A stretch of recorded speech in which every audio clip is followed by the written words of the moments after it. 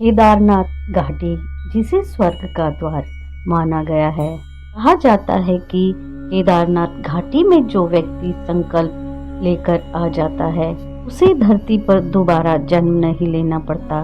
तो आखिर क्या है केदारनाथ से जुड़ी वो अनोखी कहानी, बनाती है इसे बाकी शिवलिंगों से अलग?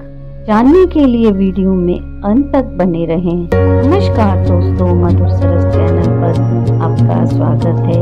अगर आप चैनल पर नए हैं तो चैनल को सब्सक्राइब अवश्य करें। केदारनाथ के बारे में प्रचलित है कि जब भगवान विष्णु ने भगवान शिव को बद्रीनाथ धाम से बड़ी चालाकी से बाहर कर दिया था, तो भगवान शिव ने केदारनाथ का रुख किया था। कहते हैं कि भगवान शिव बद्रीनाथ में माता पार्वती के साथ निवास करते थे। एक बार भगवान विष्णु बद्रीनाथ आए। उन्हें यह स्थान इतना पसंद आया कि उन्होंने इसे अपना बनाने का विचार किया।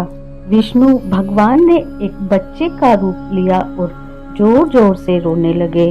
माता पार्वती बच्चे का रुंदन सुनकर भावुक हो गईं और भगवान शिव के समझाने के बाद भी उसे अपने घर ले आई। माता पार्वती ने बच्चे को चुप कराने के लिए उसे सुला दिया और खुद भगवान शिव के साथ भ्रमण के लिए चली गईं। और भगवान विष्णु ने मौके का फायदा उठाकर दरवाजा बंद कर दिया और भगवान शिव से कहा कि वो बद्रीनाथ छोड़कर केदारनाथ चले जाएं। तब से भगवान शिव ने केदारनाथ में अपना ठिकाना बना लिया। पर अब ये सवाल उठता है कि केदारनाथ को अन्य शिवलिंगों से इतना अलग क्यों माना जाता है? इसका संबंध महाभारत के एक अंश से है। यह बात तब की है जब महाभारत युद्ध समाप्त हो चुका था और युधिष्ठिर हस्तिनापुर के राजा बन चुके थे। कुछ समय बाद ही कुंती, गांधारी, धृतराष्ट्र, विदुर आदि बुजुर्ग लोगों ने संन्यास ले लिया और वानप्रस्थ किया। एक दिन ब्राह्मणों ने पांडवों को बताया कि आपने युद्ध में कई योद्धाओं, सैनिकों और सब जनों की हत्या की है।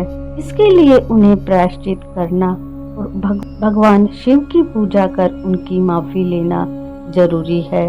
यह विचार कर सभी पांडव और द्रौपदी महादेव शिव से क्षमा मांगने और संन्यास लेने पहाड़ों पर चले गए।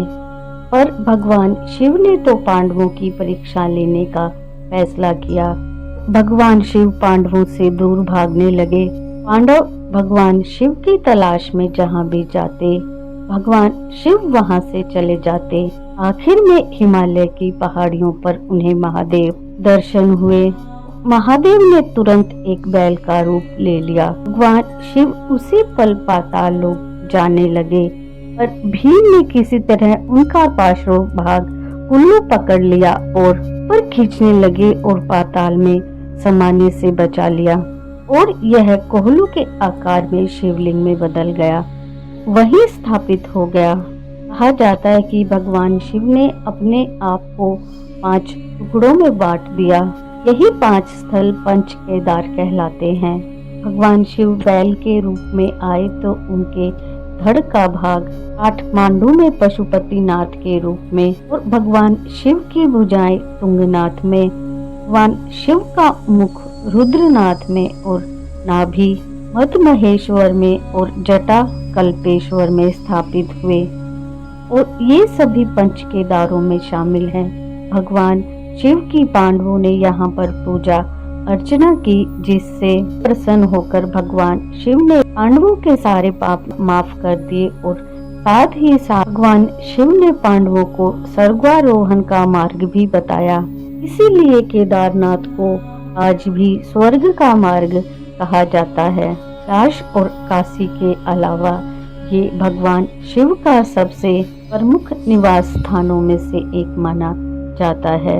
ऐसा कहा जाता है कि पूरे देश में सनातन धर्म की पताका फहराने के बाद आदि शंकराचार्य ने यहीं आकर अपने देह को त्याग किया था। कैसी लगी आपको केदारनाथ धाम के बारे में ये जानकारी?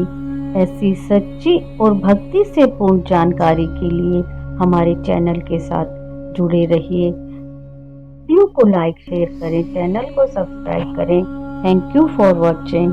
हर हर महादेव।